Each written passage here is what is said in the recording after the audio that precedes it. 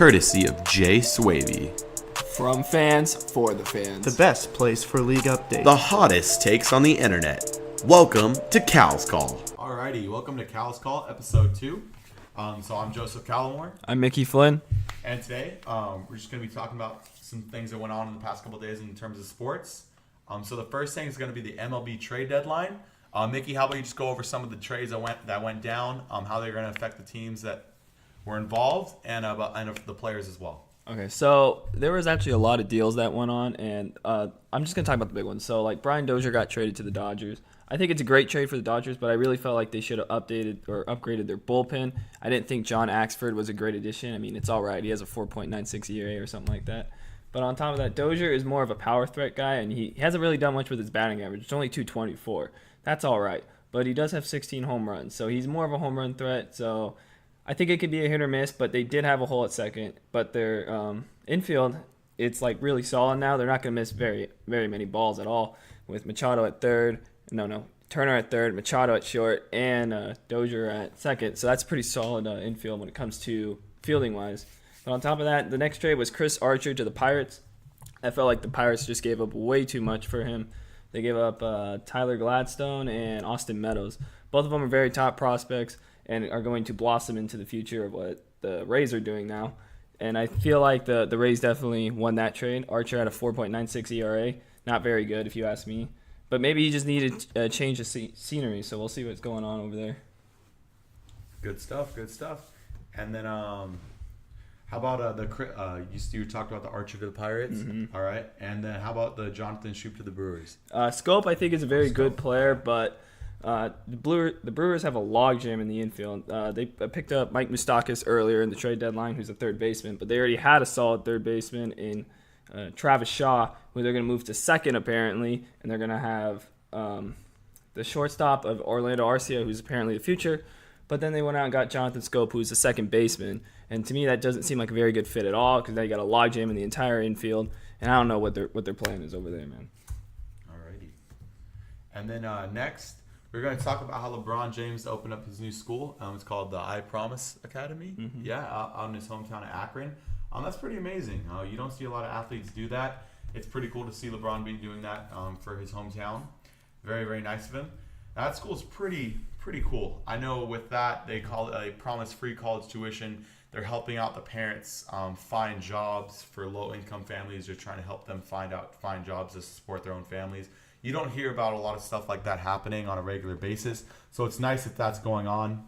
LeBron is a very charitable person. He obviously wants to do more and he wants to be bigger than sports. That in itself is pretty rare. So it's nice to see that happening. It's very refreshing. Something else that just happened, it's brand new, is Adrian Wojnarowski is now reporting that Nate McMillan is working on a contract extension or finalizing a contract extension with the Indiana Pacers. That's their head coach. What do you think about that, Mickey?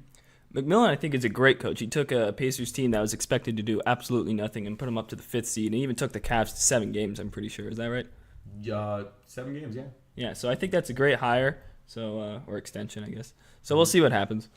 Mm-hmm. Something else has just happened. I don't know if you saw this report yesterday, but it says that Tristan Thompson sucker punched Draymond Green outside of an LA nightclub. What do you think about that?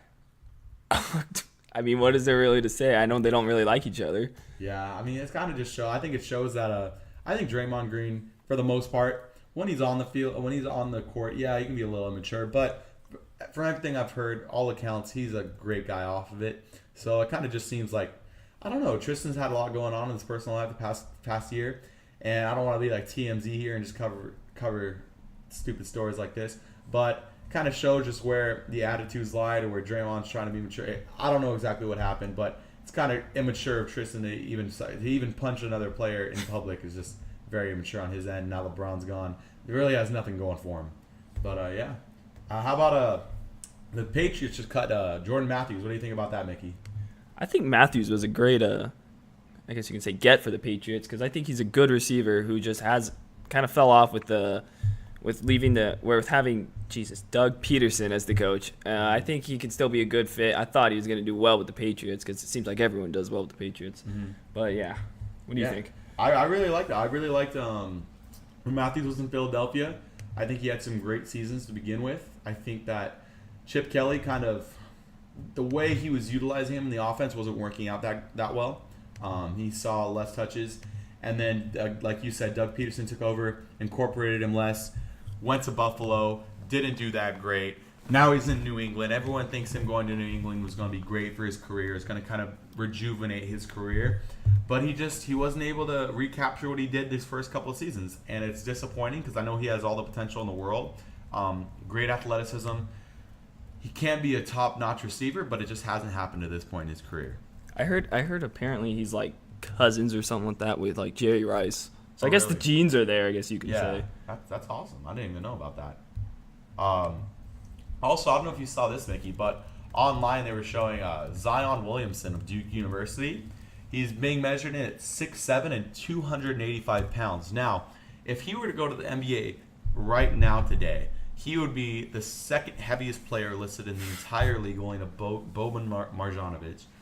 That's kind of crazy. You don't see a lot of smaller guys being that big. He's kind of built like a tank. But what do you think about his transition to the NBA? You think he's going to do well?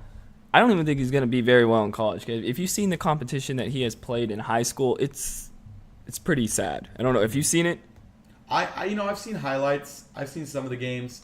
But for the most part, I don't watch too much film on high school. I mainly look at college film and NBA film. But I haven't seen much of his high school team. He's playing like 5'5" guys. And obviously you're going to dunk over everyone like that, you know? Yeah. I think that is true. He has had lesser competition up until this point. And I think he'll do okay at Duke. I think this is somebody who, in an offense, I don't want to say he's like Draymond Green because he's not. I don't think he'll be as good of a defender, nor do I think he'll be as good of a three-point shooter because he's only shot in the mid-20s in high school, and I don't think he'll shoot anything better in college. But with that, he's a great player to have if you're in a very ball movement heavy system. If you're not in an ISO system at all, very free-flowing offense, or you're just if you're having him constantly driving, constantly making backdoor cuts, and then just running on the fast break, then you can definitely utilize him. He's a great weapon to have. But it's going to be hard if you want him to play iso ball, if you want him to do things and create on his own. I don't think that's where his strengths lie. I don't think he's going to have a great game when it comes to that. So we'll see how it goes. I think if he was on a team like, I don't think they'll have this high of a pick next year, but if he was on a team like the Lakers where they're going to be moving very, very fast, they want to be a very fast-paced offense, even though they're not a three-point shooting team. They're just fast-paced. They want to get up and down the court. They want to be driving it in all the time. They want to just outrun and out-hustle opponents. I think he'd be a great fit on a team like that. Do I think there will be a team that high, that operates that way, this high in the lottery next year? No, not really. But for him, he should have his fingers crossed. Either he slips a little bit and falls through the right fit, or that he just elevates his game and can work on his isolation game this year at Duke, which is going to be hard to do with Cameron Reddish and forgetting his name, blanking on the name, but the number one overall recruit from Canada also going to Duke University this year. Oh, R.J. Barrett. There we go. I think Sharif O'Neal is a big sleeper, even though I don't understand how he wasn't an All-American. Yeah, that was a funny story. They didn't make All-Americans. And then a lot of the NBA players actually protest McDonald's because of that, but they should be protesting McDonald's anyway because you shouldn't be eating McDonald's in the NBA. But anyway, on to the next topic. What else is there? Talk about fantasy football. So fantasy football is obviously huge in America. It's coming up soon. I know Mickey and I play every year. Obviously, I'm better. But we're just going to go over some sleepers, go over people that I think are going to do really well this year. I'm trying to pull up my big board here. But what about you, Mickey? What do you think about fantasy football this year? Are you excited for it? Oh, yeah, everyone's excited for fantasy football. I would say, Antonio Brown's on the cover of Madden. Mm-hmm. There's the Madden curse. Mm-hmm. I would not pick him. Just saying. I agree with that. I don't know about for the Madden curse. I've never been the biggest wide receivers guy in the first round. Like, yes, can they help? I've seen Gronkowski. I know he's a tight end, but him alone, I've seen him carry his fantasy teams to W's every week. I've seen Antonio Brown put up some great performances. Back in the day, I know Julio's had some troubles catching touchdowns in the past few years, but I know back in 2015, 2014, if you were to pick him up, he was a great fantasy option. It still is. He just is going to be lacking on those touchdowns. compared to somebody like an Antonio Brown. But this year, I think we're looking at some great options. I think that Corey Davis out of Tennessee, I think he's going to be going into his sophomore season. I think that's somebody who can definitely break out. Now, I'm not calling him a number one wide receiver, but I'm thinking he can be up there in terms of guys, in terms of fantasy value. He has Marcus Mariota as quarterback. He's a great passer. He's looking to excel his game to another level as well. So I think that's going to be a great duo. I think Delaney Walker out of Tennessee as well is also a great tight end. One guy I was really looking forward to, which again we talked about in the last podcast, I'm very disappointed to see go down, is Hunter Henry. He was going to be one of my top fantasy gets this year. Very, very, very, very sad to see him go down. But if you're looking for a good wide receiver one, Keenan Allen is going to have a lot of touches this year. I think he's going to be a great option. And obviously, now that you don't have Hunter Henry and you don't have that blocking, I think that Melvin Gordon's he's always a great option. I have never, ever, ever seen Melvin Gordon as a bad pickup. He's always a great value. If you can get him, I know it's going to be hard, but if somehow he falls even the second round, great get. Third round even more so. That'd be almost insane. But that's going to be great value this year. I'm trying to think of some other options. I think that if you look at the Browns, you could be seeing a lot of production. I know Carlos Hyde's been getting a lot of hype. Jarvis Landry, obviously. Now it's hard for the wide receiver core because they're gonna want to get Josh Gordon and Jarvis Landry as many touches as possible.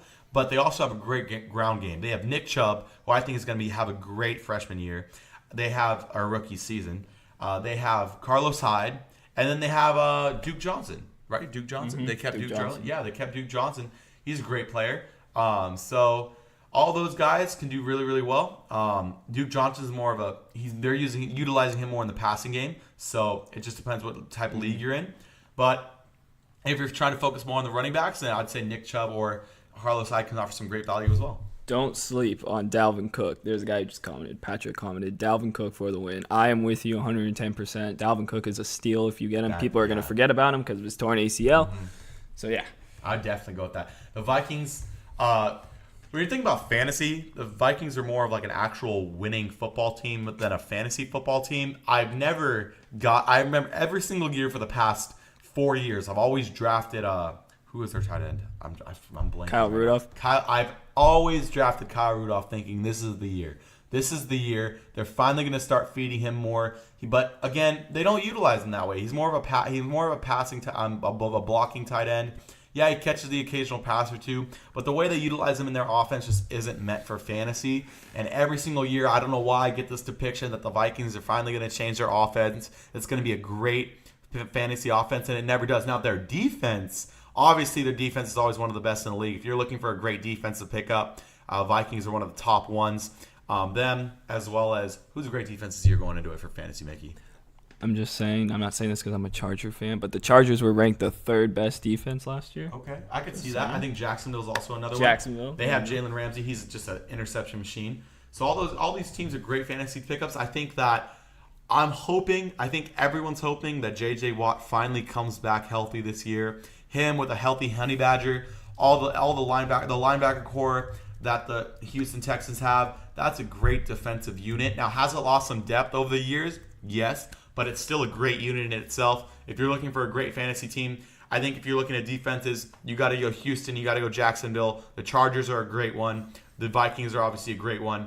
Eagles are going to be good this year again as well. There's just a lot of great defenses, and obviously you're looking at defenses in the later rounds. But just saying, if you want to know about your defenses, that's where you'd be at. But yeah, in terms of quarterbacks this year when it comes to fantasy, Mickey, what do you think about them?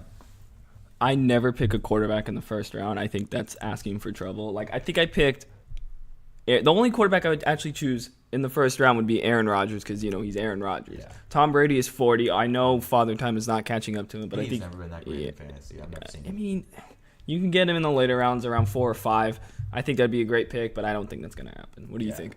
I think, like you said, I think the only one I'd ever really consider taking in an early round is going to be Aaron Rodgers because I've seen Aaron Rodgers put up those 40, 50 fantasy points and just absolutely dominate the league and just carry teams that are somewhat mediocre, kind of like the Packers in real life, 2 victories. If you looked at no matter where it is, Aaron Rodgers is always going to dominate the game. If it's from fantasy, real life, doesn't matter. He's always a great pickup. Someone else, you really got to be looking for a team you're looking more necessarily at the roster than the actual quarterback. What about Kirk Cousins? Kirk Cousins is, again, like, I always want to look for instance, Mickey and I both felt the wrath of this when somebody else had him in our league.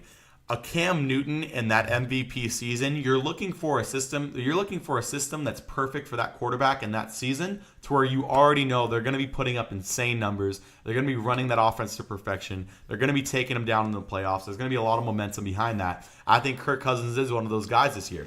A lot of people sleep on him, think he's mediocre. I don't. I think he's I wouldn't say elite to where he's a top 5 quarterback in this league, but when he's on his game and with a great offensive core, he can be a great quarterback. I don't think he's mediocre. I think he's right there above average, good, not amazing quarterback. But I think he's going to do really well for the Vikings this year. I think having that Dalvin Cook as his running back is really going to help him.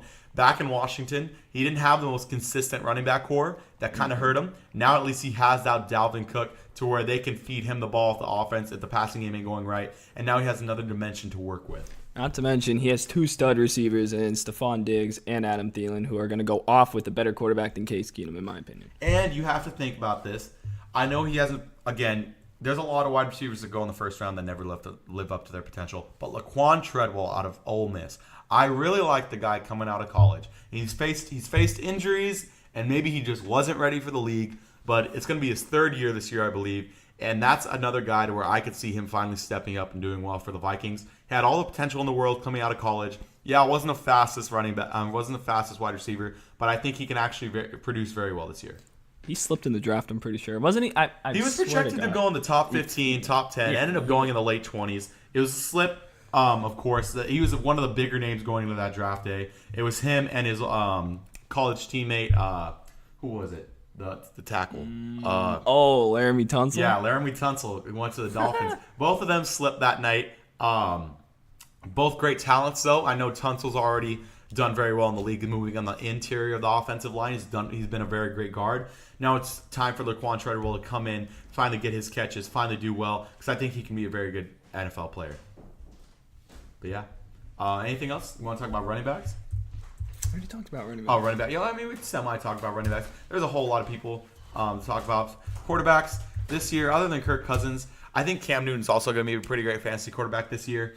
Yeah, he lost Kelvin Benjamin last year, but he's always a threat. Always a threat. I think now with his offensive line coming back from injury, I know they had a couple injuries last year. He's going to be a great quarterback. He's always going to be a great quarterback, but is he a great fantasy quarterback this year? I think he's going to come back, bounce back in a way. I had him last year, and he did absolutely awful for me. Again, but I always like to look at the guys that didn't do the greatest the year before, because those are the guys who personally are going to come in and just try to kill it. Just absolutely try to kill it. They're personally going to be on a personal vendetta to try to have a bounce back season, and I think that's what Cam Newton's going to do this year. Another player I think is going to do really well. I already mentioned him in his receiving core, but Marcus Mariota. I really think he can do well. It's kind of funny. I've been very much so higher on Winston than Mariota throughout their careers, and I still, to a degree, believe that Winston is the better quarterback. But right now, in terms of their timelines, Marcus Mariota is the best way to choose it. Winston's struggling with everything off the field, on the field. He's struggling. I think he will bounce back. I don't think this is a lost cause quarterback. He was not a bust as a number 1 overall pick. He has all the talent in the world. It's about putting it all together, and I think he will do that in upcoming seasons. I don't think this is the season for it, but I think he will at some point. But yeah. David Johnson as well. That's somebody else. I'm a big David Johnson fan, but I don't think he is that great of a play this year. They're going to have rookie quarterback. Obviously, Josh Rosen isn't starting right now. It's probably going to be Sam Bradford. Again, probably. I do not know. Bradford's a veteran. Bradford's a great quarterback. I've never heard anything bad about him. It just can't stay healthy. But I know that the games that he played for Minnesota last year, he was great. I had never seen him play. Well, I had, but it had been a while since he had played that great. He can run an offense beautifully, and I think he can do semi-okay. Now, I don't really like the receiving core that the Cardinals have right now. I don't think it's the greatest. I think they could do a lot better. I don't think David Johnson's going to come back exactly to the form that he was. I think by mid-season we'll start seeing the old David Johnson where he can just do anything he wants on a football field. But I think it's going to take a couple games. So if you're willing to wait and see him get back into form, then yeah, great pickup. Obviously, he's one of the top picks in your fantasy draft. But if you don't want to wait, you want immediate production, go someone else. I'd be saying go Gurley. I think Gurley's going to be my number one running back going into the season. It's hard to say that because obviously their offense has so many weapons already. They can go so many other ways than Gurley, but he's just so dominant. And I think the hype for this LA team is warranted. This is one of those teams that's getting hyped up, and yeah, people are talking about the old Philadelphia Dream Team.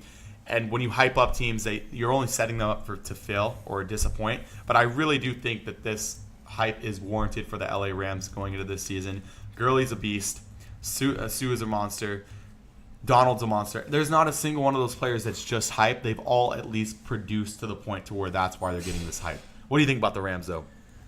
Well, I just don't see Jared Goff being as good as he was last year. I guess maybe. And I also don't think Gurley's going to be as good as he was last year. Their offensive line is old. And none of them are signed through the next year. So I think that's a big issue. I know Whitworth, I think, is like 37. That's like your left tackle, I'm pretty sure. And that's one of the most important positions. I don't think they're going to be as good as they were last year. That's just my personal opinion. Okay. Yeah, how about if you had to choose any young quarterback for fantasy this year, who would you choose? Carson Wentz. Okay. Carson Wentz, for sure. I can see that. So I'm not going to say I'm not the biggest Carson Wentz fan because as a person, he's a great guy. I'm not the biggest Carson Wentz fan on the football field. I love his game. Don't get me wrong. He's going to be a top 5 quarterback for probably the rest of his prime, the rest of his career.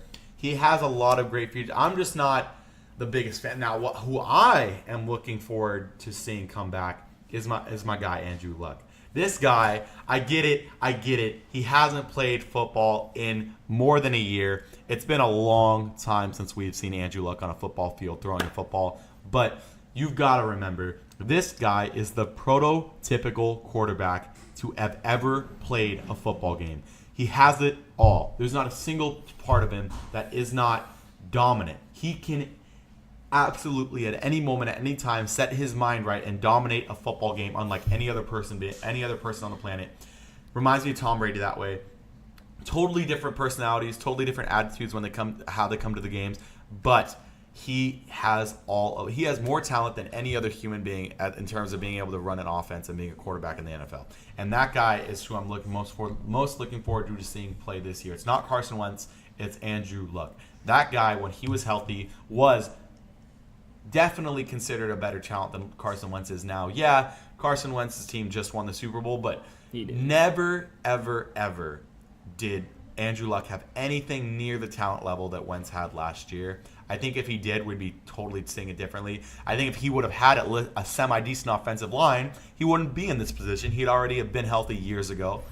Now you're already seeing injuries to the Colts offensive line. I'm worried for him because, again, love the guy. He's a great dude, but I still think he's going to come back stronger, better than ever. I don't know if you've seen pictures. He's gotten into a lot better shape. He is ready to start this season off great. I think he's going to be a great pickup. I think that's somebody who's going to be a sleeper that you can get in a later round that's going to do very well this year. He's literally got no line. Can you name one guy on the offensive line? Number six pick in the draft, out of Notre Dame, Quentin Nelson. Best guard prospect to come into this league in forever. Other than Zach Nelson of the Cowboys. Or Zach Martin of the Cowboys, my bad. Best guard prospect almost ever. The dude's going to be great. He's going to be amazing. If it weren't for him, and obviously you see I'm repping the polo, if it weren't for Nelson and McGlinchey out of Notre Dame last year, we'd be talking about NC State beating Notre Dame and the Irish. But unfortunately, those guys absolutely, they're maulers. They help protect the quarterback, Brandon Wimbush. They beat State. Now, we're going a little bit off topic, but I just had to represent State real quick. Other than that, Bradley Chubb he already did destroy the O-line, but that whole defensive line of B.J. Hill, Chubb, Katavius Street, they would have absolutely destroyed Notre Dame's offense. But again, off topic. Right now we're talking about Nelson. They have Nelson. They have Kelly at the center position. They have Costanzo at the left tackle. Yeah, he does have an injury right now, but I think he will be back. So I don't think it's the biggest deal. Between those three guys, they have 3 rock solid pieces. Those guys are good enough to keep Luck healthy. Luck is definitely not going to be the same player. He's going to be a little bit more, not tentative, but he's going to want to. He now knows that his body can be hurt in a drastic way. He's going to not be looking to get hit, not in a skittish way, but he's just going to be a lot more protective of his body. You see a lot of quarterbacks that are not declining, but getting older be like that. That's the style that he's going to now play towards, I believe. And I think it's going to be best for him, and I think he's going to return back to his old form. But again, we'll see how it goes. Okay. I'm not letting this go. What? Name me a receiver. I can't think of a receiver on the team. T.Y. Hilton. Okay. T.Y. Hilton's been great since he first got to the league. I love T.Y. T.Y. is amazing. Now, other than that, they did lose Moncrief. They don't have him anymore. I can't name you the number 2. I can't, yeah. I don't know if I could name the number 2. That's not a good thing. It's never a good thing. But they have Marlon Mack. Big Marlon Mack fan. That guy is going to be a great running back. I think he, again, if we're talking about fantasy right now, if you're thinking of a sleeper running back, Marlon Mack is one of the ways to go. If you can pick him up very, very late, great value. That guy's one of those guys, yes. Is the team going to be that great? Probably not. But is he going to put up numbers? Yes, he is. So if you're looking at some great fantasy options, again, Luck, Marlon Mack, T.Y. Hilton might be an option. My thing is, I love T.Y., but every time I pick him up, Moncrief would always take away his touchdowns and receiving yards. This year, Moncrief is gone. Might as well pick him up, see what happens. And then they have, who's their... Doyle? Doyle. That's the guy. I love Jack Doyle. Came out of nowhere that one season. Then all the Colts fans loved him. Now he's a staple name in Indianapolis. Great guy to pick up. That offense, it's not going to win the most games, but I'm telling you, there's a lot of value there. If you wait till the latter rounds, people are going to doubt him. Let them doubt him. Pick him up. That's my take on the Colts. But again, if we're thinking about other fantasy sleepers in terms of the quarterback position, I think Tyrod Taylor's going to do okay this year. I'm just trying to think of all the quarterbacks in this league, who's going to do great in fantasy that's kind of like a sleeper. Because we already know the top guys. We already know Brady. We already know Rodgers. Never been a big Roethlisberger fan when it comes to fantasy, so I don't never pick him up. You have Newton. You have Russell Wilson. Don't pick up Russell Wilson this year. Please don't. Doesn't have any offense at all. If you're talking about the Colts lacking offense in terms of wide receivers, offensive line, and running back talent, the Seahawks are one of the least talented teams in the league. That's the truth. They have the least amount of talent out there in the NFL. What's going to win them games this year? Pete Carroll. I think he's a great coach. No matter what anybody says, he's a great coach. Personal-wise, I don't know. Great coach, though. Russell Wilson is going to win them some games because Russell Wilson, again, go Pack. Went to NC State for a little bit.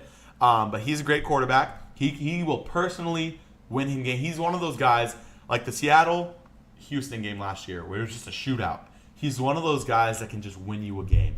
It doesn't matter how little talent you have. He's going to lead scrubs to a W. That's just who he is. That's part of his DNA. So they're going to win some games just based off that quarterback, Russell Wilson. But again, if you're looking at the roster itself, that is not a talented team. Please don't pick up anybody from there. I get that there are some teams, like I was saying about the Colts, that they don't have the greatest record, but they put up some great fantasy numbers. The Seahawks aren't doing either one of those. They're not putting up great fantasy numbers, and they're not going to have a great record. So please do yourself a favor. Don't pick up any of their offensive players. Don't even pick up their defense because their defense is now falling off. There's just not a lot of value there. A great pickup though, I think. Again, sleeper. I don't know how he's going to do. I hope he does well because I personally like that team a lot. But Mahomes of the Chiefs, that's another guy. There's a lot of the only thing that scares me off about Mahomes is there's a lot of hype about him, and I don't like it when you have hype behind you. I'd rather you be a sleeper than someone who's getting all this media attention. Because the thing about, like I said earlier, when you get a lot of attention, for the most part, it's just setting you up to fail, really, to disappoint. And I think that's something that's happening to Patrick Mahomes. I don't think he's going to do amazing. Especially not over the first season of him being a starter. But I do think he's going to be a great quarterback in the long run, and he is a sleeper pick for this year. Now, is he, again, one of those guys like I talked about with David Johnson. Is he going to struggle in the beginning of the season? Probably. But will he get better with time? Yes, he's going to be. I think by the time the middle to end of the fantasy season comes around, Mahomes is going to be one of those guys to where you start him instead of your starter because your starter's disappointed you to this point, and he's on the rise. That's the type of guy I see him being in fantasy football. Again, I wouldn't start him from day one. Is he a great backup QB2? Yes, he is, because at the end of the season, he's going to have some great games. It doesn't really mean much when it comes to winning football games because it's probably just going to be empty stats. But still, in fantasy, those empty stats mean a lot. Blake Bortles. Blake Bortles? Well, are you a Blake? Let's talk about that. Are you a Blake Bortles fan? Because I don't know, honestly. I've never heard you talk about him. I mean, I think you got to.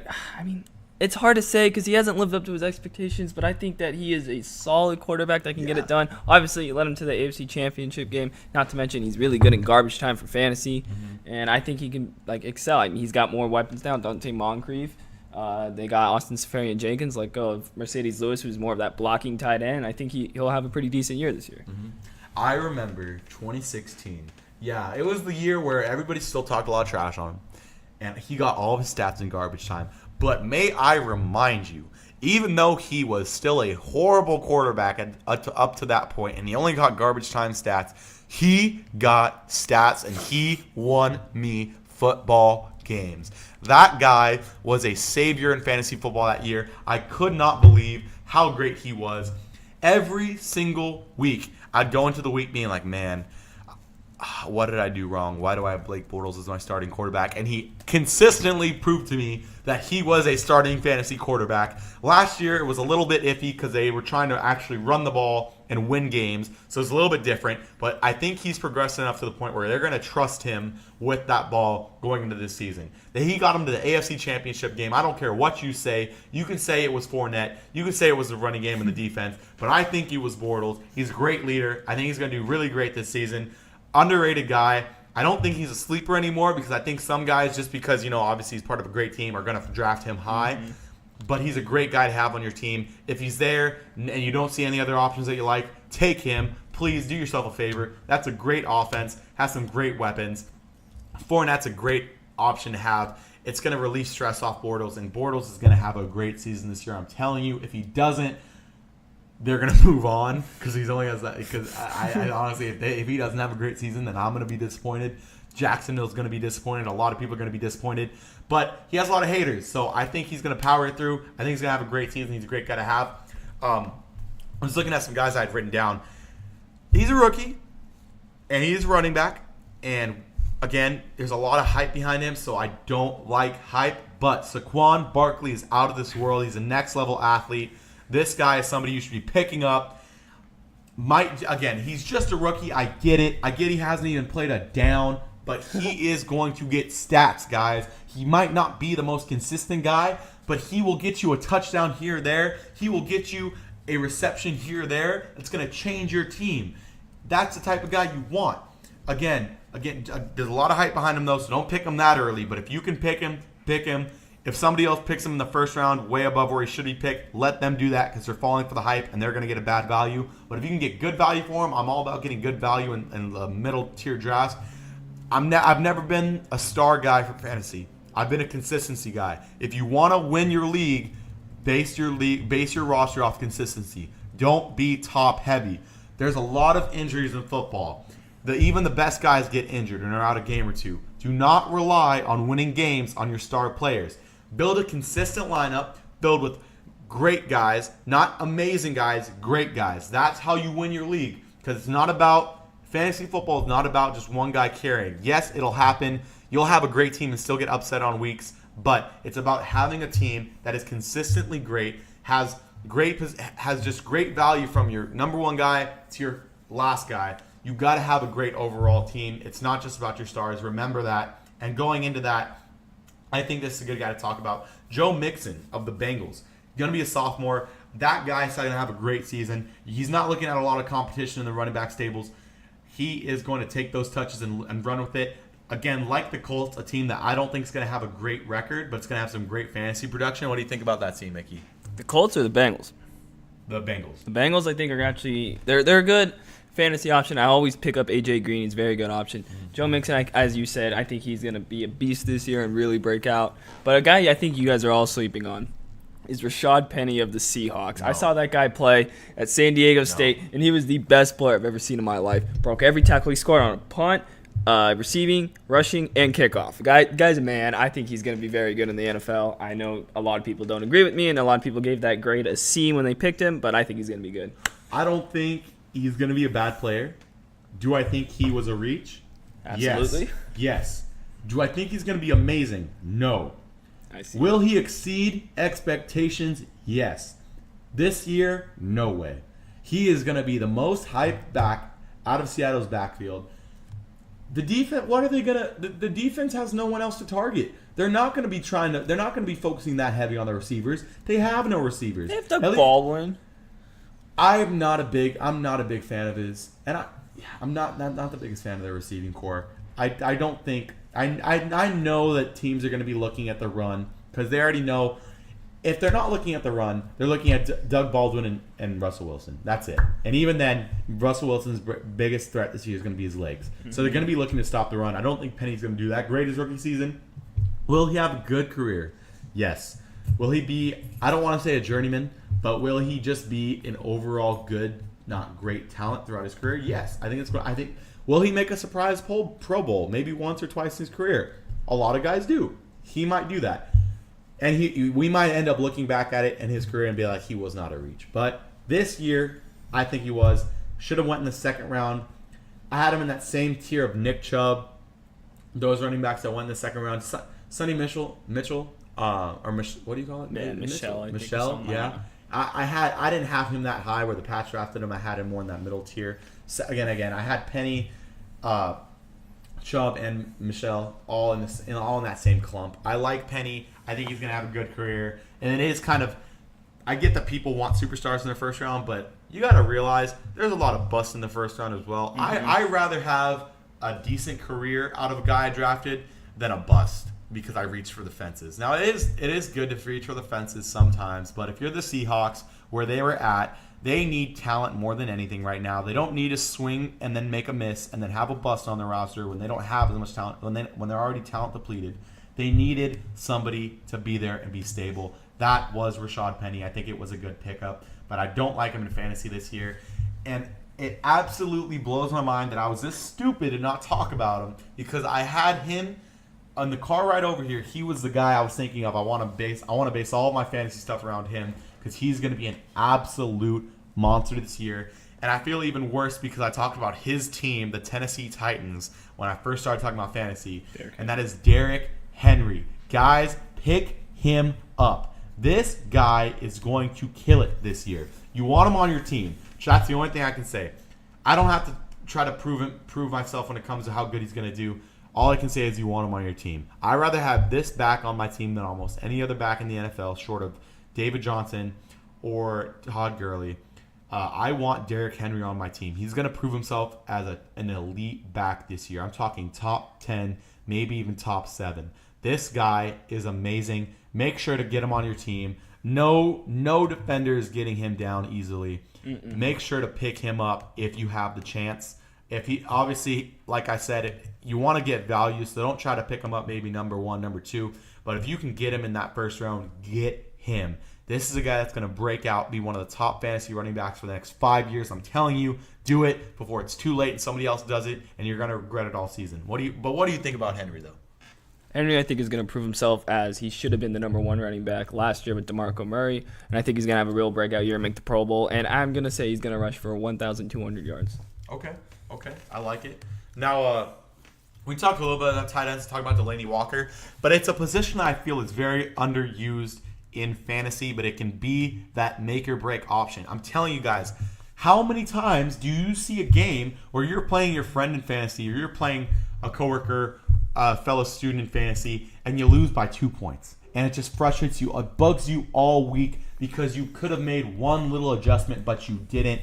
He had that one little point that you didn't have, and you lost the whole game because of it, even if your team had a great game. And I'm telling you guys, this is where the tight end position comes into play.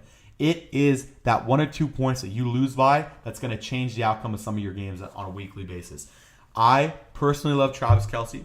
Great pickup. Obviously, you don't even have to talk about Gronk. If you can get him. Please get him if you can. But let's talk about some sleepers there. I really like Trey Burton of the Chicago Bears. I think he's going to have a good season. I don't believe all the hype that's going behind Trubisky. And I'm not a big UNC guy. Obviously, we go State all the way. But so I don't think Trubisky's going to have that great of a season. Okay. I don't think he's going to even be as good as Jared Goff was the past season, but he's going to do okay. I think Trey Burton's going to be a good beneficiary from that. They lost Cameron Meredith, so they don't have that many options on offense. He's going to be one of their biggest options. If we're looking at the San Francisco 49ers, their guy, George Kittle, he's going to be a great tight end option if you're going to pick up for fantasy. Again, a sleeper. And I think if you're looking for a fantasy sleeper in itself, unto itself, the 49ers are a good option. Their quarterback, Jimmy Garoppolo, I don't think he's going to be as elite as people think he's going to be. I think, again, he's going to be that type of, not a good comparison for him, but I'm going to put it out there anyway, an Alex Smith type guy. He's going to be good, maybe even great. Like, I thought Alex Smith had a great season last year. Great season. That's going to be the type of guy I think Jimmy Garoppolo is going to be. I don't think he's the greatest of all time. Like how he said he thought he was better than Brady when he was training underneath him. I don't think he's going to be that good. He might make a couple Pro Bowls because of his name. Yes, he's going to be a very popular figure in 49ers sports for the next decade. But I don't think he's going to be that great. He might even win a Super Bowl. We've seen quarterbacks that aren't that great win Super Bowls before. Joe Flacco did it, even though I love the guy. We basically have the same name. But again, he's not that great. I think that's the type of quarterback Jimmy Garoppolo is going to be. Very accurate. Doesn't turn over that much, but he doesn't have that big of a sample size to go off of. But again, sleeper if there is a sleeper, but he's not a sleeper because he gets too much hype. Jared McKinnon. That guy is going to get some fantasy points this year. If you want a great option out of the backfield, not only a great receiver, great running back, he's this 49ers best option to have out there running. He's a 3-down back. Put him out there all the time. Great fantasy option. Pick him up if you can. Yeah, I really don't. There's a lot of stuff to talk about in fantasy. We could go on for the next hour about it. We might just because there's just so many players to talk. I'm looking at some of these guys that we have written down. There's just so much talent in this league, and not just veteran talent, young talent. It's very exciting because typically, especially in the late 2000s, early 2010s, the NFL saw a lot more busts than it did superstar young talent. And now we're looking at it to where there's a lot less busts and a lot more players actually living up to their hype. But yeah, I mean, who's somebody else that you think could be a very big sleeper? Jordan Reed of the Redskins. He's always a good play. Always a good play. Always. And not to mention, Alex Smith is his quarterback who loves to throw to his tight ends. He actually made Travis Kelce like who he is. And I think he's going to be a great fit there. I don't know about what you think. That was a great. That's a great opinion that I didn't even really. I was just blanking. I was blanking on. I was just talking about Alex Smith. Alex Smith again loves to pass to his tight ends. If it weren't for Alex Smith being the quarterback of the 49ers, I probably would not have fallen in love with Vernon Davis like I did because I got into football late in my life, but the person to get me into football is Vernon Davis. I loved that guy's game. Great player. And Alex Smith was his quarterback the whole time. He loved feeding the tight ends, and that's somebody who helped make Vernon Davis who he was. And I think that's the same thing he's going to be with Jordan Reed. Jordan Reed has all the talent in the world at the tight end position. He has faced multiple injuries. He's faced a lot of concussions. There's no doubt about that. But when he's healthy and on his game, that guy, great fantasy option. And again, like I was talking about earlier, he's that type of guy. As a tight end, maybe he gets you 15, 16 points, and the other guy's tight end only gets him 7. That's the type of matchup win that you want on your team. I'm telling you guys, that's the type of win you want. You don't necessarily need your quarterback to get 40 points, and then your other guy's quarterback, your opponent's quarterback got 35. Yeah, it's 5 points. It's going to make a difference, but it's more often than not the quarterback's going to have almost identical same point. Like the point system for quarterbacks is just so easy. Like they typically round out at about the same. Even mediocre quarterbacks have about the same points as great quarterbacks. It's never that big of a difference. But if you can get a good tight end compared to some trash tight ends in the league right now, that is going to be where you win those games, especially close games. And when it comes playoff time and you're facing even better teams and you already have a good team and you need to win those close games, I'm telling you, having a great tight end is going to change a lot. Having a great kicker is going to change a lot. Obviously, what's his name out of New England? He didn't even do that well last year. Janikowski, the kicker, right? Oh, Not Janikowski. Oh my God. What's his name? Steven. Man, how am I blanking on this? He's like one of the best kickers in the league, but he even struggled last year. And that was a fun fact, was that all of the kickers last year in the National Football League really struggled. They struggled with the new kicking rule. Gostkowski. Finding a good kicker is going to change your team. It's those little things that are going to change it. It's going to win you games, and it's going to win you that championship. I'm telling you, if you take fantasy seriously like you should, because it is very fun. It's something that only takes a couple minutes out of your day each day. You do it for the week. You get to beat your friends. You get to brag about it. It's a great thing to do if you're not already doing it. And you're already listening to us, so listen to our takes. Have a great fantasy football team, because fantasy is one of the most fun things to do out there. It's free for the most part. Do it. It's a great way to kill some free time. But yeah, is there anything else you want to talk about when it comes to fantasy? I think we're good. I think we already talked about a lot, covered a lot. Obviously, we're going to have a lot more of these podcasts. This is just episode 2, so we're going to have a lot more time to talk about fantasy football, especially once the season gets going. Yeah, anything else we want to talk about today? I'm good. Are you good? I think we're good. There's really not many stories that happened today. We talked about the Nate McMillan trade. We talked about Jordan Matthews. Those were the main new topics. Then we talked about fantasy. Other than that, there was one quick thing. I know I saw the report that Washington's open, the Nationals are open to moving Bryce Harper. I did see that too. What do you think about that? 'Cause Well, I want to cover that. Okay. I think that it'd be great for the sport if he got traded. He's obviously on a struggling Washington team, but he's not going to get traded because they are still in the hunt, and they might make a wild card team, and they're going to give it one last shot to win it all with him, because we all know he's leaving next year. That's my personal opinion. It'd be great to see him move, but I just don't see him moving. But in other terms, free agent David Nwaba comes to terms with the Cleveland Cavaliers. Oh, really? Yeah. I really like Nwaba. Now, that's a guy, if you know his story, he was paid for his own tryout to make the Lakers D-League team back when it was still a D-League. Paid for his own tryout. Now he's in the NBA. Great success story. Great 3-and-D guy. I don't know if I mentioned it the first episode of this podcast, but you'll get to know me.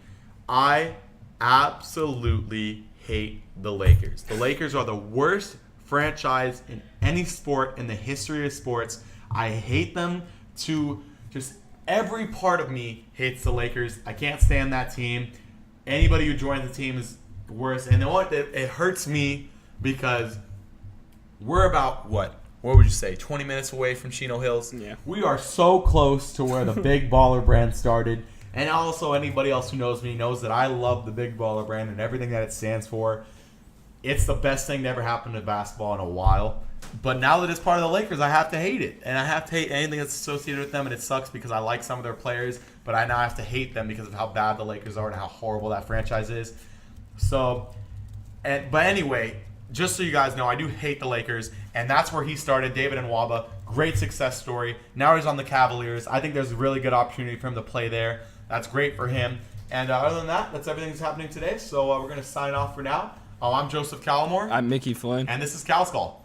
For all the latest and breaking news, podcasts, and live streams, make sure to check out Cal's Call on Twitter, Instagram, Facebook, and Periscope.